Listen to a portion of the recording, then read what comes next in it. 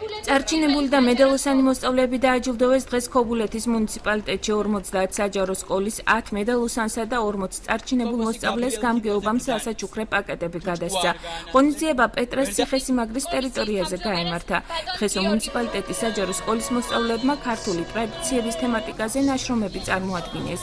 ღონისძიებას საჯარო სკოლებთან არსებული შემოქმედებითი ჯგუფების ორგანიზებით სხვადასხვა მუსიკალური და ქორეოგრაფიული ნომრები შესრულდა. დაჯილდოებას ქობულეთის გამგეობის წარმომადგენლები და მოსწავლეების მშობლები ესწრებოდნენ. მოსწავლეთა დაჯილდოება ქობულეთში ტრადიციულად მესამე წელია ტარდება. ჩემი აზრით, მსგავსი ტიპის ღონისძიებები საკმაოდ მნიშვნელოვანია. რამე თუ მოსწავლის ახალისება აუცილებელია, რათა მან მიაღწიოს მომავალში მეტ წარმატებას.